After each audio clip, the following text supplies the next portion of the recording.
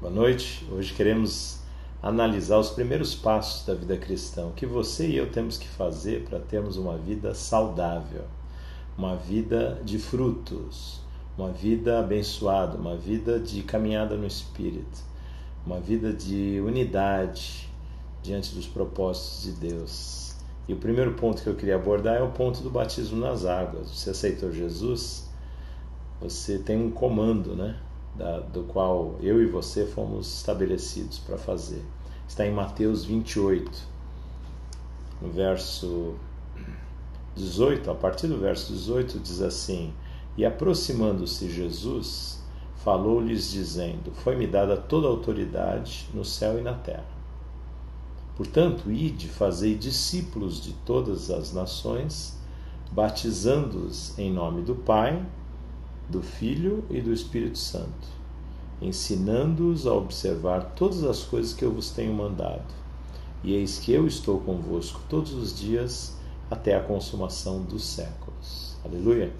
Dá um comando, uma comissão, uma missão para nós ir e fazer discípulos de todas as nações.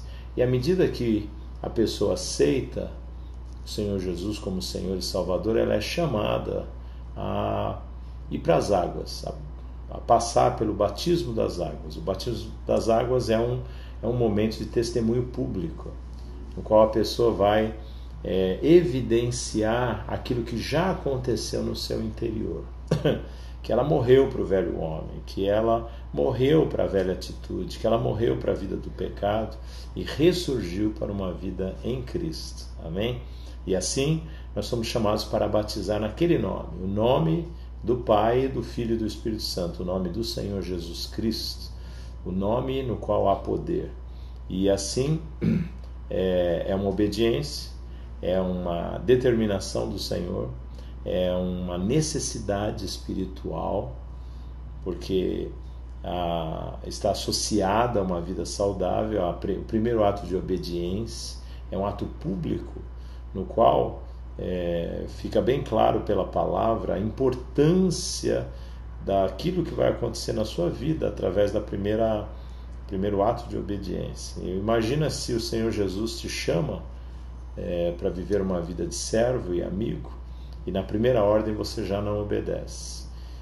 Você não pode ter vergonha e, pelo contrário, ter muito prazer de se expor ao batismo nas águas. Eu queria trazer um texto que está em Atos 8, diante de uma situação prática que o batismo das águas trouxe, que é um momento de evangelismo dos discípulos em Samaria.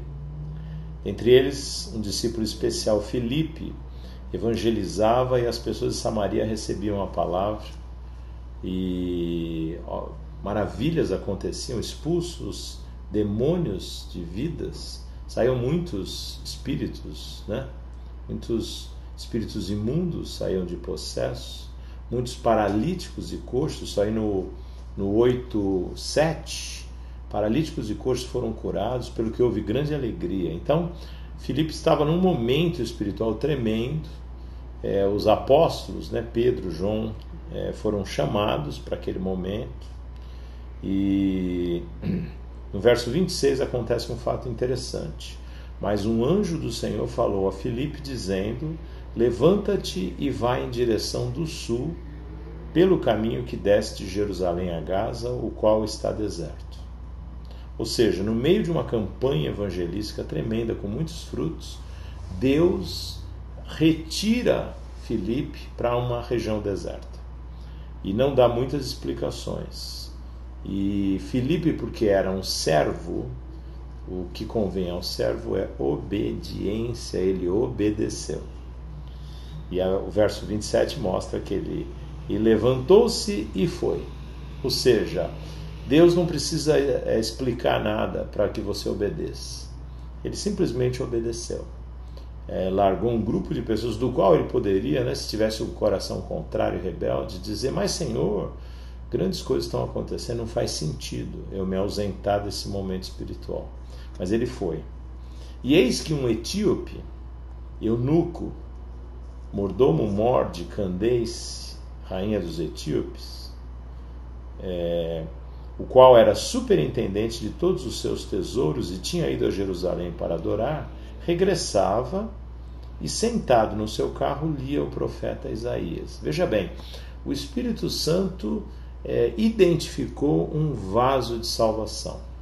Esse etíope, eunuco, mordomo, mor da rainha dos etíopes, Candace ou Candace. E esse homem, temente a Deus, tinha ido a Jerusalém para adorar.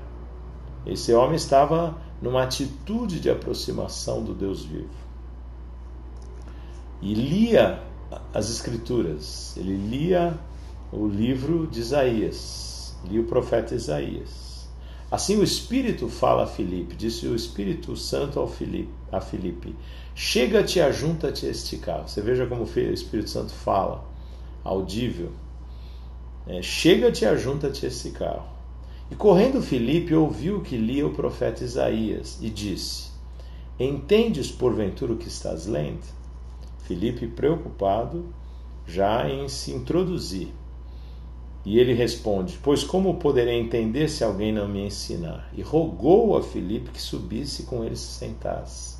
Olha a sede nesse coração. Ora, a passagem da Escritura que estava lendo era essa, era Isaías 53. Foi levado como ovelha ao matadouro, e como está mudo o cordeiro diante do que o tosquia, assim ele não abre a sua boca. Na sua humilhação foi tirado o seu julgamento.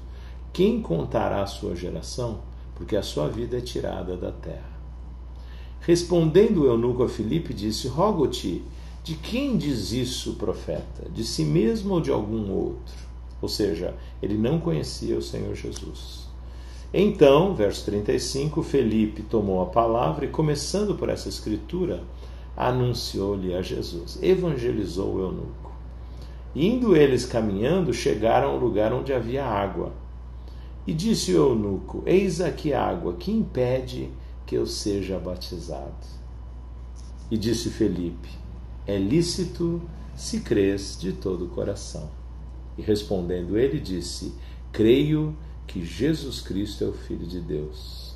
Mandou parar o carro e desceram ambos à água, tanto Filipe como o eunuco, e Filipe o batizou. Aleluia!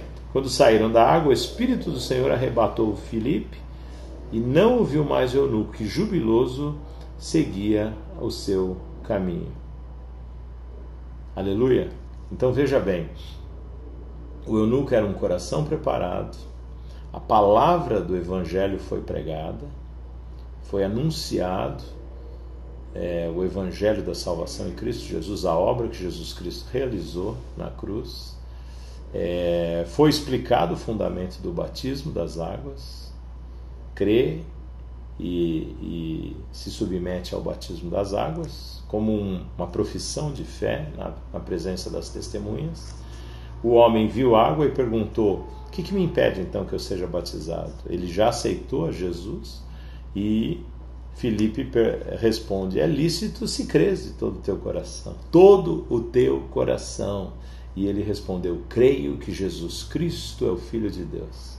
E ele foi batizado e foi jubiloso, salvo, e o fundamento do batismo se cumpriu na vida deste eunuco, deste superintendente, mordomo mor da rainha dos etíopes.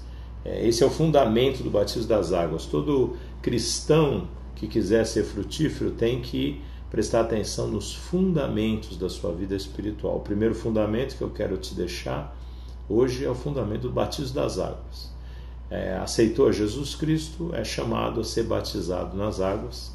E o batismo, então, tem também aquela relação, né, de quem batiza e quem é batizado, porque a gente coloca a pessoa nas águas, né, numa posição do qual a pessoa depende de quem o batiza para voltar. É como se a gente fizesse o papel do Senhor Jesus, levando a pessoa a ser sepultada nas águas, né, com a sua vida pregressa, né, a vida do pecado, e ressurgindo para uma vida nova em Cristo Jesus.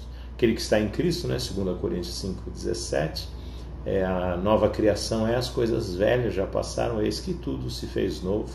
e assim também você e eu temos que entrar nessa nova vida. Amém? Eu queria citar mais um ponto antes de fechar, que está no Salmo 133, que é a questão da comunhão com os irmãos.